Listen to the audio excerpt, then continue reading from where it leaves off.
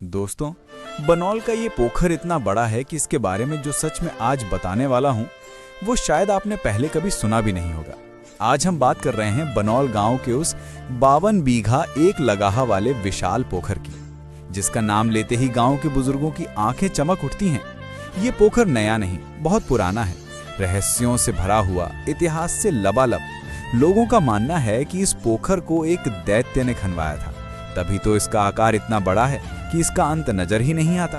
उस जमाने में जब राजा महाराजा का राज चलता था, इस पोखर के चारों ओर इतना घना जंगल था कि सूरज की रोशनी भी मुश्किल से उतर पाती थी। इसी पोखर की खुदाई से निकली मिट्टी को गांव वाले भीरा नाम से जानते हैं। और दोस्तों, इसी भीरा पर एक खतरनाक शेर रहा करता था। शेर ऐसा कि उसकी धाड़ सुनकर पूरा बनौल कांप उठता था।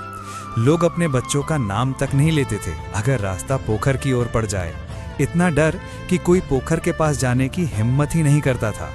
और इस डर का सबसे बड़ा दर्द सहनी, निषाद, केवट और कश्यप समाज ने झेला, क्योंकि इन्हीं के हाथों की कला से मछली निकलती थी और इन्हीं के घर का चूल्हा जलता था। पर शेर के कारण पोखर पर पैर रखना भी नामुमकिन था। दिन बीतते गए और मल्लाह समाज भूखा सोने लगा। घरों का चूल्हा ठंडा पड़ गया।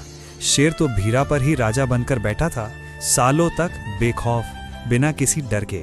लेकिन दोस्तों, अत्याचार चाहे कितना भी बड़ा हो, एक दिन टूटता जरूर है।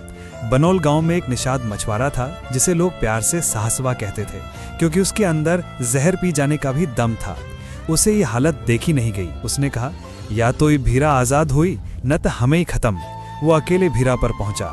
घंटों सोचकर उसने एक बड़ा जाल बिछाया और उसके ऊपर ढेर सारा मछली का कटा बिखेर दिया, ताकि शेर लालच में आए और खुद बैल जोतने वाला फार लेकर घात लगाकर बैठ गया। रात इतनी गहरी थी कि अंधेरा भी डरा हुआ लग रहा था।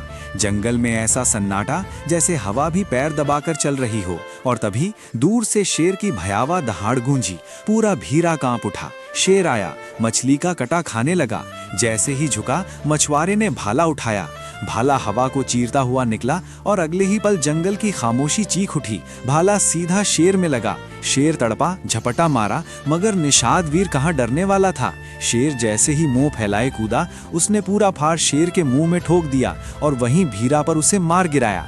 उस पल पूरा बनौल खुशी से गूंज उठा। शेर मर गई, शेर मर गई। लोग रो पड़े, क्योंकि सालों का डर उसी पल टूट गया था। जब ये खबर दरभंगा महाराज तक पहुंची तो वह हैरान रह गए कि एक अकेला निषाद मछुआरा इतना बड़ा पराक्रम कर सकता है। सोने की छतरी के नीचे बैठे महाराज ने पूरा दरबार खड़ा कर दिया और कहा, ऐसे वीर को राज्य का सम्मान मिलेगा।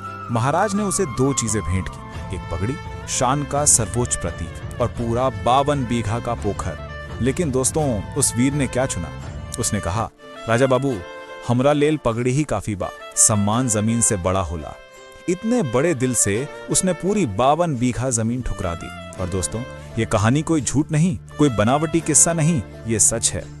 आज भी जब बनौल के 52 बीघे वाले पोखर पर हल्की हवा चलती है तो लगता है जैसे वो हवा उस वीर निषाद योद्धा के साहस का आशीर्वाद लेकर बह रही हो। उस योद्धा की पीढ़ी आज भी बनौल गांव में इज्जत, गर्व और मान के साथ रहती है। अगर आप जानना चाहते हैं कि वो योद्धा कौन था, तो मेरे इंस्टाग्राम दीपक साहनी ऑफिशियल पर आएं और पूछें। कहानी अच्छी लगी हो तो फॉलो, कमेंट, शेयर जरूर करें।